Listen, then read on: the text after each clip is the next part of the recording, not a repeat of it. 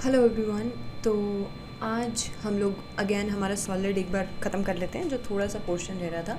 ठीक है, उसी को डिस्कस करेंगे। तो first one is defect. Defect क्या होता है? तो देखिए, कभी भी कोई एक जो सेट अरेंजमेंट है, उस सेट अरेंजमेंट में अगर कोई भी वेरिएशन आती है, जैसे यहाँ पे ये एटम्स अच्छे खासे अरेंज करे हुए थे, ठीक है, ये टच करें एक दूसरे को ऐसे। अब हुआ क्या कि एक अरेंजमेंट में थोड़ी सी कहीं पे वेरिएशन है, जैसे ये था, अब इसमें से बीच में से लेट्स से कि ये एटम यहाँ से मिसिंग है। तो ये वैसे तो अरेंजमेंट था, एक लाइन में अरेंज थे एटम्स, लेकिन बीच में से क्या हुआ, एटम यहाँ से मिसिंग है। होना चाहिए था पर नहीं है। इस तरीके की डिसअरेंजमेंट को हम क्या बोलते हैं? डिफेक्ट बोलते हैं। ये जो अरेंजमेंट में जो भी दिक्कत होगी, इसको हम कहते हैं डिफेक्ट। ओके, अच्छा, तो देखिए, ये डिफेक्ट कितने तरीके का होता है? 3 टाइप का होता है: point defect, line defect and plane defect. जब भी किसी पॉइंट पे कोई इरेगुलरिटी हमें देखने को मिलती है, जैसे यहाँ पूरा क्रिस्टल इस तरीके से है, सारे एटम्स अच्छे से अरेंज किए हुए हैं, लेकिन ये बस एक पॉइंट, एक पर्टिकुलर एटम यहाँ से मिसिंग है, तो हम इसको बोलते हैं पॉइंट डिफेक्ट। जब एक पॉइंट पे इरेगुलरिटी होगी तो उसे कहा जाएगा पॉइंट डिफेक्ट। अगर सपोज़ कि इसमें से पूरी की पूरी लाइन में ही यहाँ से ये एटम, यहाँ से ये, यहाँ से ये, एक पूरी लाइन के अंदर ही इरेगुलरिटी चल रही है, तो हम इसको बोलेंगे लाइन डिफेक्ट। और लेट्स से कि ये जो पूरा प्लेन है, इसी के अंदर इरेगुलरिटी है, ऑर्डर हमारा ख़राब हो रखा है, तो पूरे प्लेन पे अगर है तो हम उसको बोलेंगे प्लेन डिफेक्ट। हमारा जो कंसर्न है वो किस पे रहेगा? पॉइंट डिफेक्ट पे। लाइन डिफेक्ट या प्लेन डिफेक्ट के बारे में ज़्यादा जानकारी हमें नहीं लेनी है।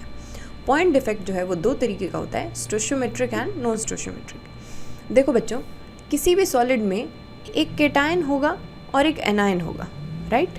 अब ये जो number of cation, number of anion present हैं, उनका एक सर्टेन रेशियो होगा, राइट?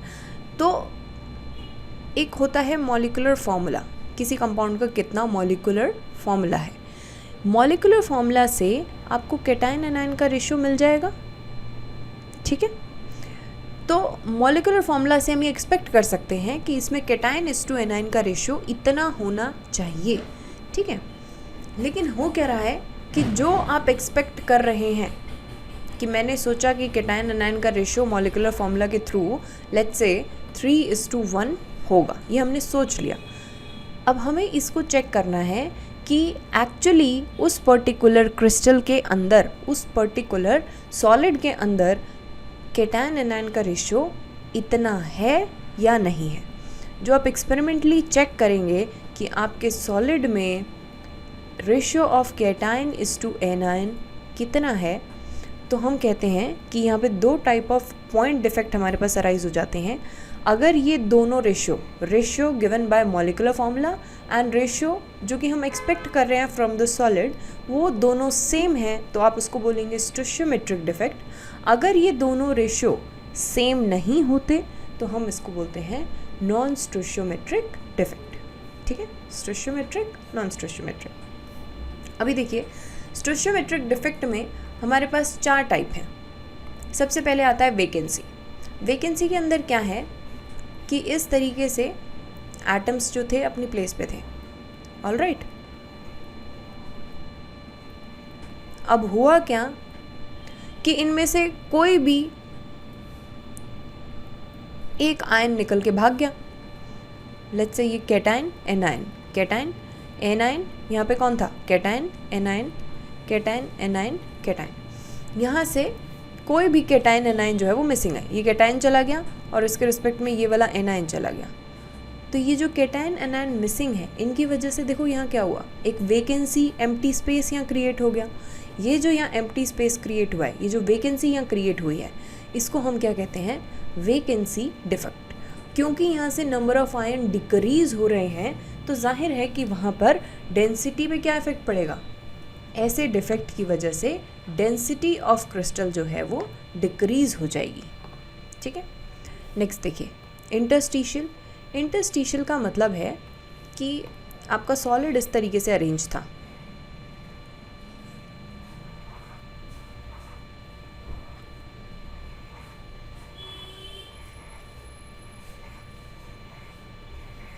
ठीक है, ये गोले गोले नहीं बने, एटम है, हम मान लेते हैं इतना कि ये गोल है। ओके, अब हुआ क्या कि इनके बीच में आपको पता है ये एम्प्टी स्पेस है, मतलब हमें दिख रहा है ये, राइट। तो इस एम्प्टी स्पेस में कोई दूसरा एटम आ करके सेटल हो गया।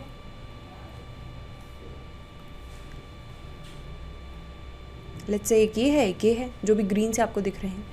क्योंकि बाहर से फॉरेन एटम इसके अंदर आ गया है तो यहाँ पे एक डिफेक्ट क्रिएट हो गया। इसका जो ऑर्डर था उस ऑर्डर में थोड़ी इरेगुलरिटी इन्हीं की वजह से आ गई है, राइट। अच्छा, तो ये जो है फॉरेन एटम्स, ग्रीन वालों को हम कहेंगे फॉरेन एटम, जो बाहर से एटम लैटिस के अंदर आए हैं, ठीक है। क्योंकि यहाँ पे नंबर ऑफ आयंस इंक्रीज कर गए हैं, जो थे वो तो इसमें थे ही, बाहर से दो और आकर के बैठ गए, तो इस तरीके के डिफेक्ट को हम कहेंगे इंटरस्टिशियल डिफेक्ट। और ऐसे डिफेक्ट में डेंसिटी पे क्या इफेक्ट पड़ेगा कि डेंसिटी जो है वो इंक्रीज कर जाएगी, ठीक है। नेक्स्ट देखिए, नेक्स्ट इज शॉर्टकी डिफेक्ट। देखिए शॉर्टकी डिफेक्ट में अगेन क्या होता है कि आपका इस तरीके से आयंस प्रेजेंट हैं। अब इसमें क्या होगा, जितने कैटायन इस लैटिस में से निकलेंगे उतने ही एनायन लैटिस में से निकल जाएंगे, मतलब equal number of cation and anion leave the lattice, छोड़ करके चले जाते हैं। ये कैटायन चला गया, इसके रिस्पेक्ट में ये एनायन चला गया। तो इस तरीके के डिफेक्ट को हम कहेंगे शॉर्टकी डिफेक्ट। क्योंकि नंबर ऑफ एटम यहाँ डिक्रीज हुए हैं तो हम इसको बोलेंगे कि इस डिफेक्ट में डेंसिटी ऑफ सॉलिड क्या करेगी, डिक्रीज करेगी। आपको लगेगा कि मैम यही तो वैकेंसी में भी हुआ था। वैकेंसी में क्या था बेटा कि वैकेंसी जो डिफेक्ट है इसमें आपके कितने भी कैटायन एनायन जा सकते हैं। और दूसरी बात कि शॉर्टकी डिफेक्ट हमेशा आपको देखने को मिलेगा आयोनिक सॉलिड्स में, सिर्फ आयोनिक सॉलिड में ही हमें शॉर्टकी डिफेक्ट देखने को मिलता है, ठीक है। नेक्स्ट देखिए फ्रिंकल डिफेक्ट। इसमें क्या होगा,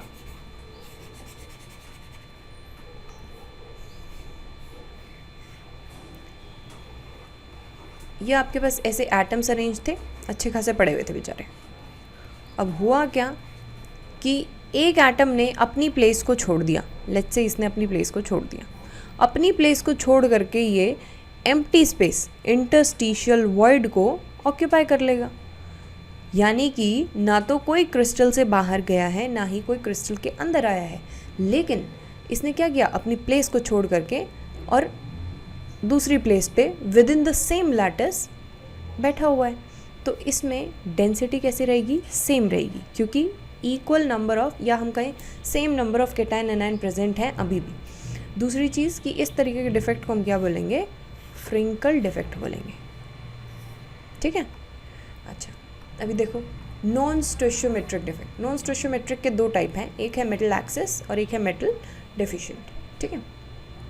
मेटल एक्सिस में देखिए, मेटल एक्सेस का मतलब है, जाहिर है कि मेटल आयन जो है, एम पॉजिटिव आयन जो है वो किसी वजह से एक्सेस है, ज़्यादा है। अब ये दो तरीके से ज़्यादा हो सकता है, या तो एनायन की वैकेंसी हो या कैटायन आपके पास ऑलरेडी एक्सेस में हो। दोनों को अच्छे से समझते हैं। देखो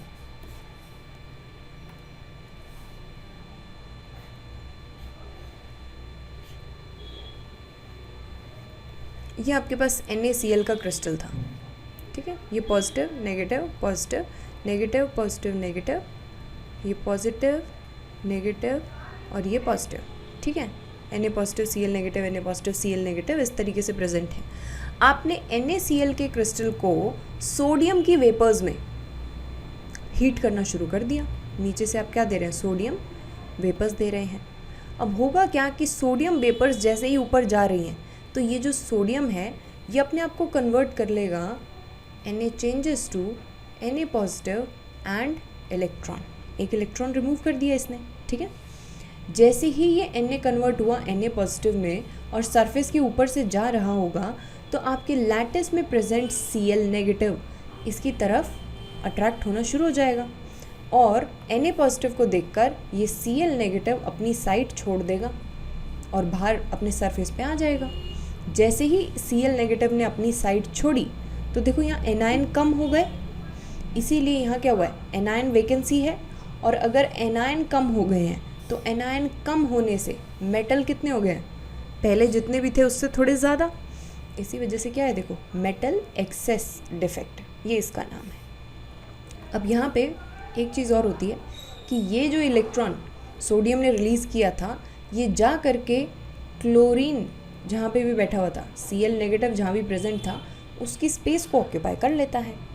इस इलेक्ट्रॉन की वजह से इस पूरे क्रिस्टल को अपना कलर मिलता है। ये जो इलेक्ट्रॉन यहाँ आकर के बैठा, इस सेंटर को हम बोलते हैं F सेंटर। ठीक है, F centre is very important. Next देखिए कैटायन एक्सेस। कैटायन एक्सेस के अंदर क्या है बेटा कि आपके पास जिंक ऑक्साइड का क्रिस्टल था, ये zinc oxide, zinc oxide, zinc oxygen, zinc oxygen, zinc oxygen, ऐसे था। आपने जैसे ही ZnO को हीट करेंगे तो हीट करते ही ये कन्वर्ट होगा Zn2 पॉजिटिव में प्लस हाफ O2 में। ऑलराइट, अब ये जो Zn2 पॉजिटिव है ये जा करके अगेन इंटरस्टिशियल स्पेस को ऑक्यूपाई करना शुरू कर देगा। पहले जितने थे वो तो थे, अब ये अगेन क्या हो रहे हैं, यहाँ पे Zn2 पॉजिटिव आकर के सेटल हो गया। मेटल कैसे है, एक्सेस में हो गया, इसीलिए तो इसको बोल रहे हैं metal excess due to cation excess. ठीक है, नेक्स्ट देखिए लास्ट मेटल डेफिशिएंट। देखो होता क्या है, जैसे आपके पास Fe2O3 इसका कोई क्रिस्टल लैटिस हो, तो होगा क्या कि Fe जो है ये Fe 2 ऑक्सीडेशन स्टेट रखता है, +2 भी रखता है और +3 भी रखता है। अब इसके अंदर हमें क्या पता कि भाई कौन सा है, इसमें FeO, FeO, ये O, ये O, ये O, ये FeO, Fe इस तरीके से प्रेजेंट है। ठीक है, अब हुआ क्या, ये जो Fe हैं तो Fe देखो 2 ऑक्सीडेशन स्टेट में है, Fe+2 में भी, Fe+3 में भी। Fe+2 और Fe+3, अब एक बात बताइए, 3 Fe2 पॉजिटिव और 2 Fe3 पॉजिटिव, इसके पास चार्ज कितना है, 3 × +2 यानी कि +6 चार्ज है। इस पे देखो 2 × +3 कितना चार्ज है, +6 चार्ज है, यानी कि 3 Fe2 पॉजिटिव को 2 Fe3 पॉजिटिव ये रिप्लेस कर सकता है, बिल्कुल आराम से कर सकता है। क्यों कर पा रहा है, क्योंकि इन दोनों का चार्ज कैसा है, सेम है। ठीक है, इस वजह से ये रिप्लेस हो सकते हैं। अच्छा, अब अगर आपके लैटिस में से 3 Fe2 पॉजिटिव को 2 Fe3 पॉजिटिव ने रिप्लेस कर दिया है, तो देखो चार्ज तो बैलेंस हो गया, +6 मेंटेन है, लेकिन पहले Fe कितने थे, 3, और आने वाले Fe कितने आए हैं, 2, तो यानी एक Fe की पोजीशन तो वेकेंट होगी। अगर मैं यहाँ से हटाना शुरू करूँ तो देखिए ये एक Fe, ये दूसरा और ये तीसरा, इन 3 को रिमूव किया गया है। 3 को रिमूव करने के बाद आए कितने हैं, 2 Fe आए हैं।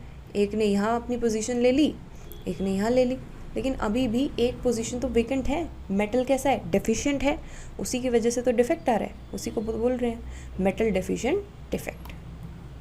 ठीक है, लास्ट इम्प्योरिटी डिफेक्ट। इसमें देखो क्या होता है, आपके पास NaCl का क्रिस्टल है, NaCl। ठीक है, plus minus plus minus plus minus plus minus plus, positive represents Na positive, negative represents Cl negative. हुआ क्या कि लैटिस में से 2 Na पॉजिटिव यहाँ से निकल के चले गए, एक ये गया, एक ये गया। 2 Na पॉजिटिव ने अपनी लैटिस साइट को छोड़ दिया, गए कितने हैं, 2 Na पॉजिटिव, और इनकी जगह पर आया कौन है, एक Sr2 पॉजिटिव। अब एक Sr2 पॉजिटिव जो आया है, एक पोजीशन पे तो बैठ जाएगा, लेकिन दूसरी पोजीशन तो इसकी वेकेंट रह गई। एक पोजीशन को तो ऑक्यूपाई कर लिया Sr2 पॉजिटिव ने, लेकिन एक पोजीशन तो वेकेंट है ना, इसी को बोलते हैं इम्प्योरिटी डिफेक्ट।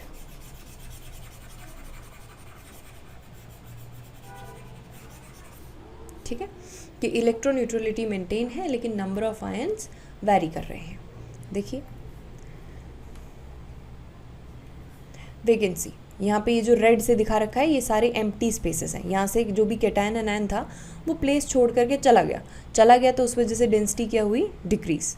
अब इसमें देखिए ये पूरा लैटिस बना हुआ था, ठीक है, बाहर से कोई दो आए, ये रेड वाले जो रिप्रेजेंट कर रखे हैं ये बाहर से आए हुए हैं फॉरेन एटम्स, इनने स्पेस ऑक्यूपाई कर लिया, इसी वजह से डेंसिटी क्या हो रही है, इंक्रीज, पहले से नंबर ऑफ आयंस बढ़ गए। Okay, only present in ionic solid, short की एंड फ्रिंकल। तो शॉर्ट की में क्या हुआ, equal number of cation and anion space को छोड़ के चले गए। जैसे यहाँ कौन आना चाहिए था, कैटायन कैटायन, बीच में कौन आएगा, एनायन आना चाहिए था। इधर पे देखो कैटायन कैटायन, यहाँ कौन आना चाहिए था, एनायन आना चाहिए था। ये अपनी प्लेस को छोड़ के चले गए तो यहाँ क्या होगा, वैकेंसी क्रिएट हो जाएगी। वैकेंसी क्रिएट होगी तो हम उसको बोल रहे हैं शॉर्ट की डिफेक्ट, क्योंकि कुछ आयंस बाहर गए हैं तो हम उसको बोलेंगे डिक्रीज इन डेंसिटी। नेक्स्ट पे देखिए, फ्रिंकल में क्या था कि यहाँ पर एटम था, आयन यहाँ पे था, लेकिन इस आयन ने अपनी पोजीशन को छोड़ दिया और बीच में जो एम्प्टी स्पेस था, वॉइड जो था, उसको ऑक्यूपाई कर लिया। तो उसने बस प्लेस चेंज करी है, ठीक है। तो इसको हम बोलते हैं फ्रिंकल डिफेक्ट। डेंसिटी इसमें क्या रहती है, सेम रहती है। This is very important. Next पे आ जाइए, नॉन स्टोशियोमेट्रिक डिफेक्ट। इसमें दो हैं आपका, metal access, metal deficient. Metal access में हो गया कैटायन एक्सेस। कैटायन एक्सेस किस वजह से, इस वजह से NaCl का पूरा क्रिस्टल है, यहाँ पे देखो कौन आना चाहिए था, Cl नेगेटिव, लेकिन जैसे ही इसको सोडियम की वेपर्स में हीट किया, Na gets converted to Na positive and electron, यहाँ से Cl नेगेटिव बाहर, ये इससे रिएक्ट कर गया और फिर इनने क्या बनाया, NaCl, और ये जो इलेक्ट्रॉन है इसने ये प्लेस ऑक्यूपाई कर ली। तो इस पर्टिकुलर सेंटर को हम कहेंगे F सेंटर। इस F सेंटर की वजह से अलग अलग कलर्स आते हैं, जैसे LiCl का pink, NaCl yellow and KCl white होता है। एनायन वैकेंसी, इसमें क्या हुआ कि जिंक ऑक्साइड को हीट किया, Zn2 positive plus half O2 plus 2 electron में कन्वर्ट हो गया। ये पूरा सिस्टम, पूरा क्रिस्टल किसका था, ZnO का था, जिंक ऑक्साइड का था। ये फ़ौरन बाहर से Zn2 पॉजिटिव अंदर आ गया है, इस प्लेस को ऑक्यूपाई करी, और इलेक्ट्रॉन ने यहाँ पे। तो इन वजह से हुआ क्या कि एनायन की वैकेंसी हो गई। तो इसको हम क्या बोलते हैं, इसको हम कहते हैं, क्या कहते हैं इसको, नॉन स्टोशियोमेट्रिक डिफेक्ट। और कौन से वाला, मेटल एक्सेस। अब देखिए मेटल डेफिशिएंट कैसे, मेटल डेफिशिएंट वही आपका कि 2 Fe थे, इन्होंने रिप्लेस कर दिया 3 Fe को, तो उसकी वजह से क्या हुआ, कुछ प्लेस वेकेंट हो जाएंगे, तो वहाँ पे क्या हो जाएगी, डेफिशिएंसी। तो इसी को हम कहते हैं non stoichiometric defect, metal deficient defect. Last आपका इम्प्योरिटी, यहाँ पे एक Na पॉजिटिव, यहाँ भी क्या होना चाहिए था, Na पॉजिटिव, लेकिन है कौन, Sr2 पॉजिटिव। तो हुआ क्या कि यहाँ से 2 Na बाहर चले गए और उनकी प्लेस पे कौन आ गया, एक Sr आ गया। एक Sr आया तो फिर इलेक्ट्रॉन न्यूट्रलिटी तो ठीक है, चार्ज तो अपना सेम है, मेंटेन है, लेकिन यहाँ पे जो नंबर ऑफ आयंस है वो डिक्रीज कर गया, ठीक है, उसकी वजह से इम्प्योरिटी क्रिएट हो गई। देखिए बैंड थ्योरी, बैंड थ्योरी के अंदर क्या है कि 2 तरीके के बैंड होते हैं, conduction band and valence band. Conduction band वो बैंड होता है जिसमें इलेक्ट्रॉन्स बहुत सारे होते हैं, फिल्ड होते हैं। वैलेंस बैंड आपका एम्प्टी बैंड होता है। इसके बेस पे हमने 3 कैटेगरीज रखी हैं, conductor, semiconductor and insulators. Conductors में बेसिकली इन दोनों बैंड के बीच में, ये आपका कंडक्शन बैंड है और ये वैलेंस बैंड है, दोनों के बीच में ऑलमोस्ट नो गैप होता है, कोई गैप नहीं होता, एक दूसरे को अच्छे से ये ओवरलैप कर रहे हैं, देखो यहाँ पे। इसी वजह से इलेक्ट्रॉन का ट्रांसफ़र आसानी से हो जाएगा और ये क्या करेगा, इलेक्ट्रिसिटी कंडक्ट कर लेगा, कंडक्टर बोल रहे हैं इसीलिए इसको। सेमीकंडक्टर में देखो वैलेंस बैंड और कंडक्शन बैंड के बीच में, मतलब ये कंडक्शन, ये वैलेंस, किसी को भी ले लो, तो इन दोनों के बीच में बहुत स्मॉल गैप होता है। इतना स्मॉल है कि ड्यू टू सर्टेन चेंजेस हम इन दोनों को एक दूसरे के थोड़ा और पास ला सकते हैं। मतलब इलेक्ट्रॉन जो है वो यहाँ से यहाँ जंप कर सकता है और यहाँ पे कुछ कंडक्शन देखने को मिल सकती है, तो इसीलिए हम इसको बोल रहे हैं, ये हमारे पास क्या है, सेमी कंडक्टर। और इसमें देखो कि इतना ज़्यादा गैप है कि इलेक्ट्रॉन जंप कर ही नहीं सकता, ये यहाँ से यहाँ चला जाए, ऐसा पॉसिबल ही नहीं है, इसीलिए इसको हम क्या बोल रहे हैं, इंसुलेटर।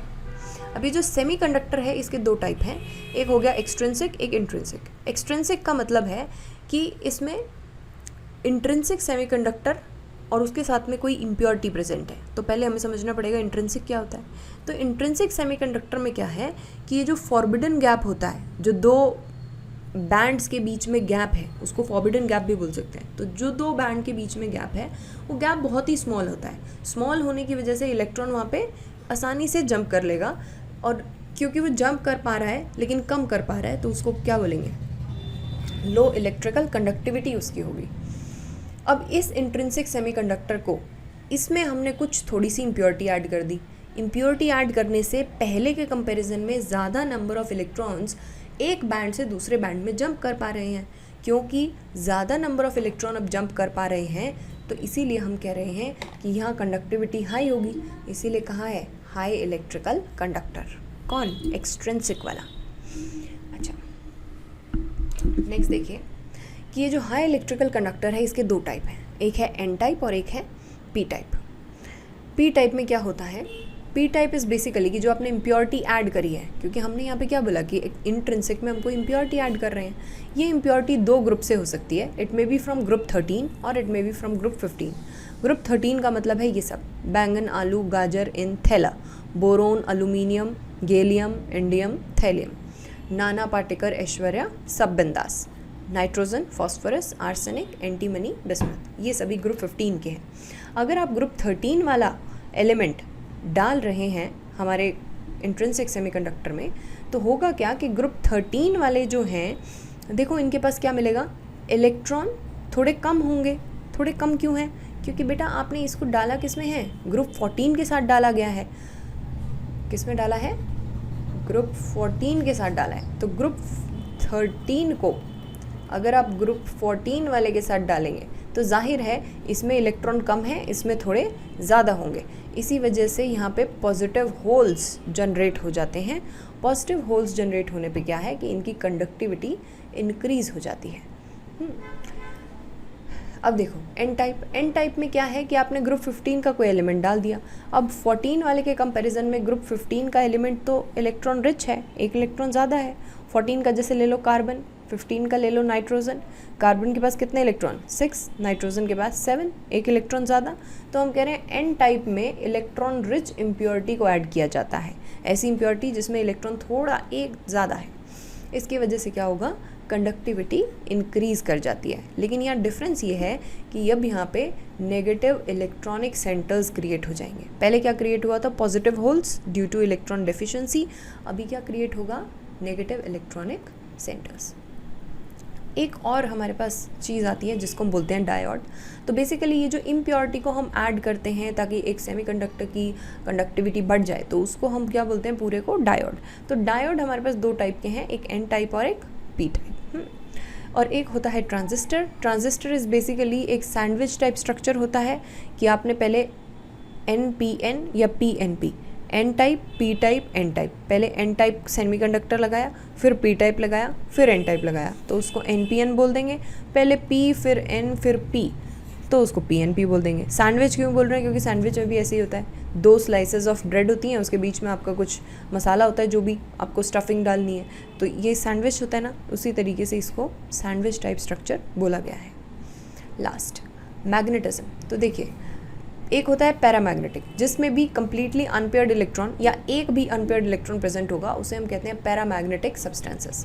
पैरामैग्नेटिक सब्सटेंसेस जो होते हैं ये मैग्नेटिक फील्ड से वीकली अट्रैक्टेड होते हैं, मतलब बहुत ही हल्का सा ही अट्रैक्शन दिखाते हैं towards the magnetic field. Example है इसका O2, ऑक्सीजन। डायामैग्नेटिक, जब आपके सारे ही इलेक्ट्रॉन पेयर्ड फॉर्म में हैं, ये पेयर बने हुए हैं, तो हम इसको बोलते हैं पेयर्ड इलेक्ट्रॉन। पेयर्ड इलेक्ट्रॉन वाले को बोला जाएगा diamagnetic substances. These are weakly repelled by the magnetic field, for example NaCl, sodium chloride. Next देखिए फेरोमैग्नेटिक। फेरोमैग्नेटिक में सारे इलेक्ट्रॉन एक ही डायरेक्शन में अलाइन होते हैं, जैसे ये रिप्रेजेंट किया हुआ है, सबके सब ऊपर की तरफ अलाइन है। हो ये भी सकता था कि सबके सब नीचे की तरफ हों, लेकिन इतना है कि सभी एक ही डायरेक्शन में होंगे, या तो सभी ऊपर होंगे या सभी नीचे होंगे। ये स्ट्रॉन्गली अट्रैक्टेड होते हैं टुवर्ड्स मैग्नेटिक फील्ड, एंड इसका फेमस एग्जाम्पल है CrO2, chromium oxide. Anti ferromagnetic. Anti ferro is की अलाइनमेंट तो है लेकिन इक्वली ऑपोजिट डायरेक्शन में है, यानी कि एक ऊपर एक नीचे, एक ऊपर एक नीचे, जितने ऊपर उतने ही आपको नीचे भी देखने को मिलेंगे। ये किस में होता है, एंटी फेरोमैग्नेटिक सब्सटेंसेस में। ये फेरो है, ओके, याद रखना इसको। अच्छा, तो यहाँ पे हमें डायपोल मोमेंट देखने को मिलेगी, नहीं देखने को मिलेगी, डायपोल मोमेंट 0 हो जाएगी, कैंसिल हो जाएगी। For example in MnO।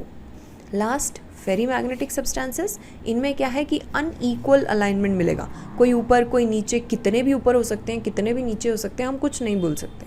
तो अनईक्वल अलाइनमेंट जिसमें होगा उसे बोला जाता है फेरी मैग्नेटिक, एंड इनके केस में कुछ ना कुछ डायपोल मोमेंट एग्जिस्ट करेगी। This mu net refers to dipole moment, and इसका बहुत अच्छा एग्जाम्पल है Fe3O4। ऑलराइट, इतना ही था हमारे सॉलिड में। See you guys in the next chapter. Thank you.